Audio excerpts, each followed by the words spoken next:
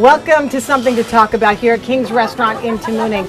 You know, we all have these brushes with greatness in our life. I'm about to introduce you to a person who is related to a very famous person that they had to make a movie about in order for her to gain the notoriety. You are not going to believe how that all directly affects Guam, its impact even on the University of Guam. That's ahead on Something to Talk About.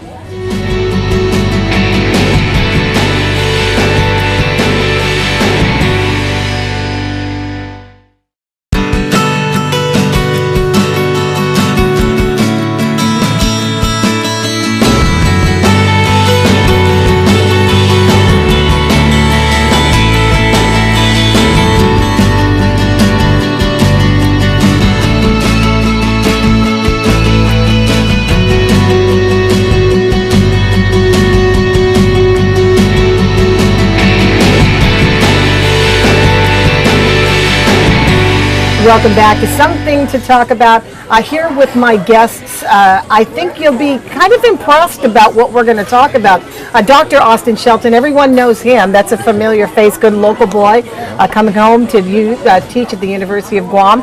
And we'll introduce you Trevor Boykin. How are you? I'm doing just fine. A student at the University of Guam as well, and a protege of the good Dr. Austin Shelton. That I am. Well, it's good to have you here. How long have you been on Guam now? I've been on Guam for 12 years now. Okay. And so I first came to Guam in 2001, right after Pang Sung Hua. My father was in the Air Force at the time, so we got stationed here. And so I went to elementary school and all that, and then we moved around a bit. And you moved around Guam, or you moved around to other parts? I moved around the world. I moved to Vegas and lived there for 3 years. And then I had some family issues, so my mom and I ended up moving back here with my little sister. Okay. And we've been here since. Well, it's a great place to be. It is. Yeah, it is. It's a great place. It So, really is. and when you moved back here, you were still in high school, or Yeah, still? I was a freshman in high school, Yeah. and so I attended George Washington High School all 4 years. I'm now alumni, and it was a very interesting experience. Going to GW? Yeah, or? going to Yeah. GW. So, and now that you're at the University of Guam, that Yeah. was clearly the natural choice for you, Yeah. to go directly across the campus to the next campus. It was. And so what was the major? What was your major? My major, at first I was undeclared. I knew I wanted to get into science, but I didn't know exactly what field I wanted to get into. I knew I liked biology.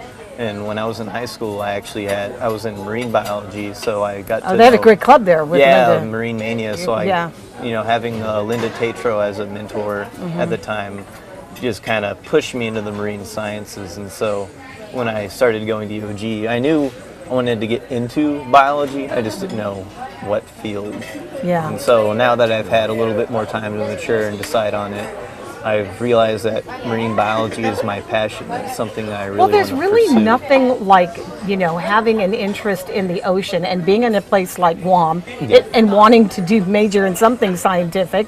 Marine biology is in your backyard. Yeah, it's just the natural choice to go to. Yeah, I mean, if you had still been living on the mainland, would there still, you think, have been an interest, or not living necessarily near the ocean? Yeah, I don't think marine biology would have actually ever been a choice for me if I was still living in Vegas. I mean, it's the desert. It's quite literally the opposite of the ocean. So just wouldn't have been something so appealing as living on Guam, it being my backyard. I wonder though, when you were growing up, as a child, with the like the ocean is in pretty much everyone's backyard. When you could drive 10 minutes to it, I believe that's a backyard. Yeah. Was that what kind of inspired you? Yeah, Toward it? I went to the beach a lot with the family as a kid, and just growing up, the beach was always like my second home. It's where I'd go to find my peace, calm down, relax, have fun. Yeah. Everything was centered around the beach, so it only makes sense that my career would be too. Well, that kind of makes sense that Dr. Austin Shelton would somehow or another enter into your life, because it's really sort of the same situation. Growing up on the beach, same story. You've told me this before. And then having gotten your education, living in Honolulu in Hawaii for a long time, going to the University of Hawaii, and then coming home, coming back here. That's right. I understand the desire, the love for the ocean, growing up right next to the beach in Assen, and I saw a lot of problems, just like Trevor sees today, that the coral reefs are not as colorful as they used to be. There's less fish than we used to have, and there's a great interest for lots of young students to figure out how to fix those problems, and just to learn about the different fish and corals in the sea. It's just a really interesting thing to do. And it's a really exciting, an exciting field, because the field trip is right here. You know, the field trip is. You know, in fact, Pat, we have the most diverse coral reefs in the United States. There are about 365 species of corals. Here in Hawaii, there's only about 100. In the Caribbean, there's only 60 species. So there's really a lot to Something study to here. brag about. Yeah, it but is. Even more even more to protect. So you really have to be far more diligent than in other places that you're talking about, where there's fewer coral reefs. Okay. But the point is that I was trying to draw here as well, is that you come from really good scientific stock, if you will. You have got to explain, because I couldn't possibly have drawn this connection until Janice Blonde called me and said, "You're not going to guess how about this story? You've got to tell this story. This is really truly a fascinating story, because I saw a preview of this movie, which is about to be released in the U.S., about 3 female NASA mathematicians, scientists, whose story was not ever known until really this movie has come about. And one of the characters in the movie is my great-grandmother. Your great-grandmother. Yeah. Tell, great-grandmother's name is? My great-grandmother, Katherine Johnson. She was a mathematician for NASA, and she was one of the lead mathematicians for NASA. So how I came to know her, well, she was my great-grandma. So growing up as a kid, you know, I'd always see her during the holidays and stuff. And I always knew that she was a scientist, but I didn't know exactly to what caliber of a scientist, what exactly she did, until I matured more and became an adult. And I look back now at everything that she did in her lifetime, and it's just absolutely remarkable. What was the most remarkable thing about it? Being black, being a woman of the product of that period in time, well, being black and the product of that time, being a female and a product of that time, with that kind of education coming from a state like West Virginia. Yeah, they're just all groundbreaking accomplishments. It's a trifecta of miracles, right? Yeah. Yes, it really is. And so, you know, her background is she was not only black, but she was a black woman in this very, very harsh time period for women.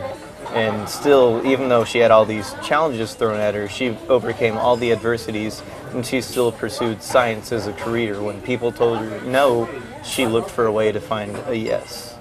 So as the story is told by the fireside every time you went home for Christmas, how did you become to be impressed, and what was it about her that was impressive? Was it the scientist part of it? What was the thing that when you finally came into consciousness that, oh, she's just not the grandma, you know, knitting my socks, that she was kind of a big deal? Yeah, so I always looked at her in awe. You know, she's always been like a role model for me, her just being a scientist. It wasn't the fact that she was a great scientist, she was just a scientist. And so that inspired me to become a scientist as well.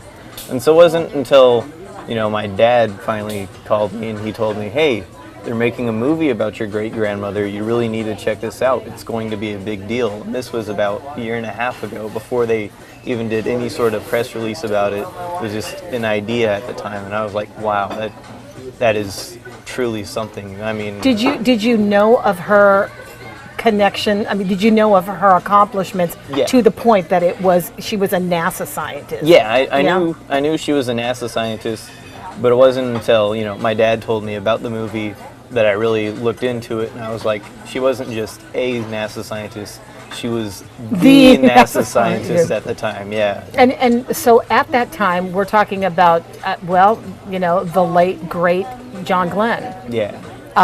That was a period of time, and if every one of us can reference the time of the space travel of that day. The great space. It was the great space race, but it was also, there was so much turmoil in our own country at the time. I mean, we were on the civil rights was a huge issue. Did they ever talk about how your great grandmother was able to get an education?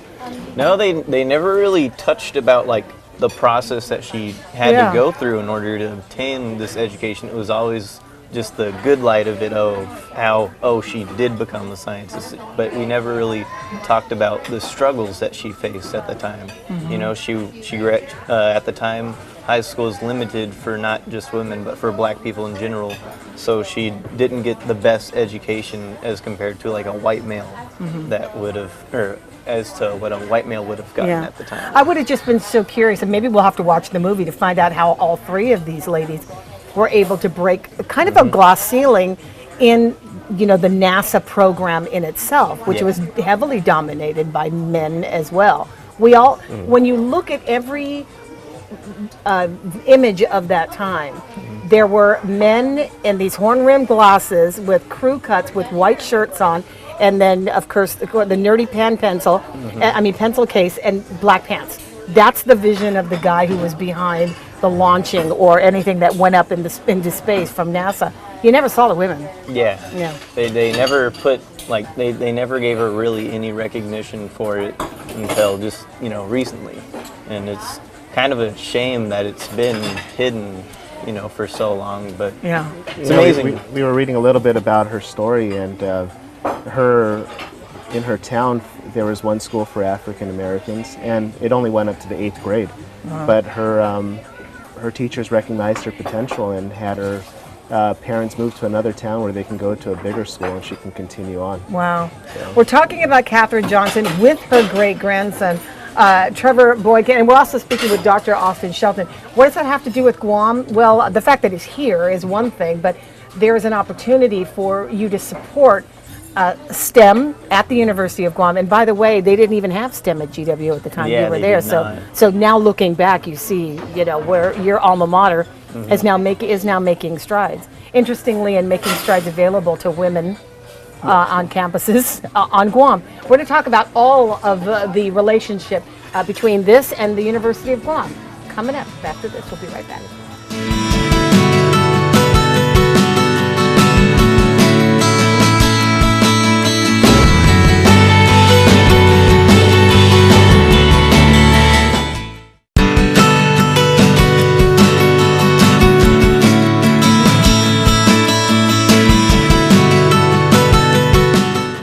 Welcome back to Something to Talk About. My guest, Trevor Boykin and Dr. Austin Shelton from the University of Guam.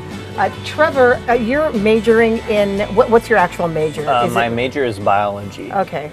And what year are you? I'm currently a sophomore. Okay. And wow, you've got some time to go. Yeah. How exciting though, right? Yeah, it's still a lot of room for growth and maturing, and definitely learning a lot every semester. Well, Trevor's great-grandmother is Katherine the Great, Katherine Johnson, who is a central character in the show, in the movie Hidden Figures, and they're hidden figures because there were three remarkable women who were scientists, mathematicians, who were employed by NASA at a time in the 60s when women weren't customarily found in those kinds of jobs, much less being black in that time period, armed with the kind of education and it being science. Yeah. Which is, there's a lot going on here. And Austin, you know, we come from a culture where we don't ever differentiate between, you know, the genders in our society. That's not something that is a part of our culture naturally. So finding, you know, a woman doing a remarkable thing on Guam, not so impressive. You know what I mean? It's not a big deal. But in the world of science and math, women have, you know, have had an interest. But generally, would you say that they're not always pushed in that direction? Or have always been pushed in that direction? Sure, there are a lot of disparities for women and minorities to become scientists. There's not the same push, the same role models for minorities and women to become scientists. And so you see that in the numbers. You know, it's not reflective of what the percentages of what's reflective of society. So, you know, there's a certain amount of Hispanics, Native Americans, Pacific Islanders, African Americans in our population, but that never lines up with the people with the same percentages in the STEM fields in science, technology, engineering, and mathematics. And why not? These are really great fields. There's lots of great job opportunities for people who choose to major in it. Part of the reason is because maybe there's nobody in their families have been a scientist yet.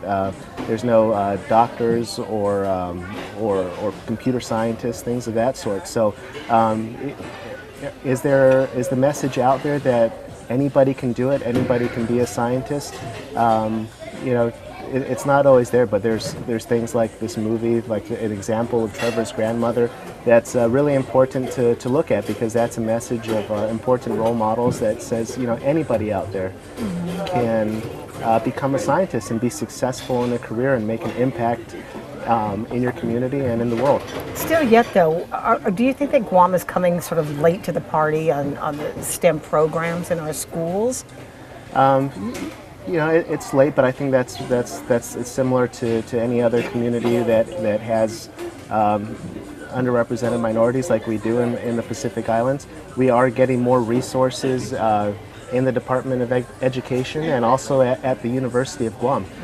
In 2005, there was only about 60 biology majors at the University of Guam. Today, there's over 200, and there's maybe close to 600 majors in all the different STEM fields, and I think that's pretty amazing that there are all of these students who want to have a career as a scientist. And I think I was talking to our Dean of Natural Sciences, Dr. Lee Udine, and he was saying the biggest limiting factor is just the space we have at the university. If we had more buildings, we could have more students. There's a demand out there, and people are recognizing the opportunities that they now have to become a medical doctor, a veterinarian, a marine biologist, a science teacher, an engineer. Yes, and they're also. The engineering school at the University of Guam is brand new, and it's growing every day. They're building a new building. It should be up in the next couple years or maybe less. There are about 90 pre-engineering majors right now, and it's going to grow much larger than that as soon as we have the facilities in place. Yeah, it really is. If you build it, they'll come, because I think that has been the attitude. I think Dr. Underwood has also seen over the years the kids who are bypassing the University of Guam and going straight to the mainland because the programs that they want are not available. So to answer that call with an increased enrollment, you have to be able to give people locally what they want. And there is a lot of great programming at the University of Guam, and it really is becoming the natural choice for STEM majors. For example, for the biology labs, they're really learning a lot of important scientific skills, more so than I probably received in my undergraduate years at Hawaii Pacific University. And it's the sheer numbers of biology students that they can have in these laboratories to go out and do field experiments and collect data. It's the power of numbers in these classes that they can put, you put these really great professors in there and graduate students to help lead the different experiments. There's a lot that the students can learn, and actually, it really makes our students competitive when they want to go on to graduate school. The dean was sharing with me he can't recall one student who wasn't accepted to a graduate school they wanted to go to on the mainland. If they want to get the proper training here at the University of Guam, it's available to them, and it can launch them into the successful career that they want. Yeah. Well, the movie is coming out on August 6th. That's the release. August 7th, though. January. What year is this? January 6th. And it's coming out officially January 6th. January 7th, though, you have a special screening at Micronesia Mall Theaters. So we're going to be having a special screening on January 7th at 10 a.m. at Micronesia Mall Theaters. And doors are going to be opening at 9:30, and we're actually encouraging people to come out and come to this event, because at this event we're going to be having giveaways for some special prizes. But the more important factor of it is all the proceeds of the event are going to be going towards the creation of a scholarship in my great-grandmother Katherine Johnson's name for STEM majors of UOG. Okay. So it's That's basically fantastic. it's going to give an opportunity for a lucky student to pursue their educational dreams in UOG. Yeah. So your grandmother, we want to make the point, is alive. Yes. Yes. Give us all the particulars. She just turned 98 this wow, August. Bless her heart. Yeah, I actually just saw her for the first time in about 6 years this summer. It was a very heartwarming, kind of meeting with her. In what way? Can I ask? Is that too intrusive? No, not at all. So this was the first time I've seen her since, I started high school. So it was a lot of maturing. I've gone through a lot of personal growth, and as well as started college, which is a very important thing to her. Was it important for her that you went to college? It really was. She impressed that on you? Yeah, she was impressed that I'm pursuing college and that I'm pursuing a higher education. Mm-hmm. And she's very glad to see someone in my family pursuing science, because it's really hasn't been apparent in the last couple of generations. Like most of my relatives and stuff, they've gone off and joined the military, or they've become teachers, which, teaching is one thing, but becoming a research scientist is another. And so that's the field that I'm Did she ever tell you what it was that drove her into the field? Was there a singular event, or was there... She always told me that she just loved math. She just absolutely loves math to death, because when you love math, tell me, you have to be good at it to love it. Okay, you can't just love math and go, I love math, but I suck at math. Yeah, she was. I guess her love of math stemmed from the fact that she was pretty much a natural born genius. She excelled at a very young age in mathematics, and when she was attending her undergraduate college, she took every math course available, and her math professors at the time were like, you really need to pursue this. You have a gifted mind. You're capable of so much more than what's out here, which is one of the reasons why she went on to going to graduate school, and she actually desegregated a graduate school in Virginia. Oh, did she really? Wow. Yeah, at the time. She was the first African-American woman to go and desegregate the school, which is a really phenomenal thing. And she just excelled at mathematics and wanted to pursue it, and that's what she did with her life. Wow. She chased it, and so how did she get to the NASA part of it? Because it certainly would have taken a little bit of nerve to apply for a job at NASA at that time. At the time they were it was more of a basic thing. So what they would do is they would hire African American women in bulk, and they would basically be human computing centers for the mathematics done. So they basically would have a room filled with just 20-something African American women who would literally spend the whole day doing math equations, because they didn't have proper computers at the time. So they would run all the numbers through actual people. And she excelled at her work there. She was able to do an entire day's work in half the time. And so it was because of the fact that she had this natural born aptitude, she was hand selected to start doing theoretical mathematics. She was basically creating the formulas and all the math trajectories and everything for the first launch into orbit and the first launch to the moon. Yeah. And how exciting. Well, we're going to get a first-hand look at that story through the lenses of Hollywood, naturally. Yeah. But it's awesome that she's being recognized among with other two women. Yeah. I'm wondering why they just picked the three for this movie. I cannot answer that question. Well, because she probably was a standout. Yeah. Enough of a standout that they picked the top three. Katherine Johnson is the character and the name of the woman, and she's played by Taraji P. Henson, who everybody loves and knows. The movie is called Hidden Treasures. What? I can't treasures. Hidden Figures. It's not treasures, but yes, they are treasures anyway. Hidden Figures give an opportunity to contribute to the scholarship. You can find a lot of this information with the University of Guam Endowment Foundation. It's www.supportuog.org. Yeah. You can buy the tickets there and make additional donations to the scholarship fund that Trevor is setting up, which is a really selfless act that he's doing. It's really inspirational that he recognizes the challenges to being a science student, and he's helping out his fellow students by setting this up and bringing this message out. Well, we really look forward to the movie. We really look forward to giving your great-grandmother, the accolades that she deserves. We look forward to all of your future endeavors, Dr. Austin Shelton. Thank you so much for hanging out with us. Can I add the physical location real quick, too? If you're not comfortable going onto the endowment website, you can go to the Dean's Office in the College of Natural Applied Sciences at the University of Guam. This is in the Agriculture and Life Sciences building, room 206, and they'll have a stack of tickets there that you could purchase as well. Fantastic. It was a pleasure to meet you, young man. It was a pleasure Thanks so meeting much, you. Austin. It's good to talk to you as well. That is it for Something to Talk About. We'll see you on the radio.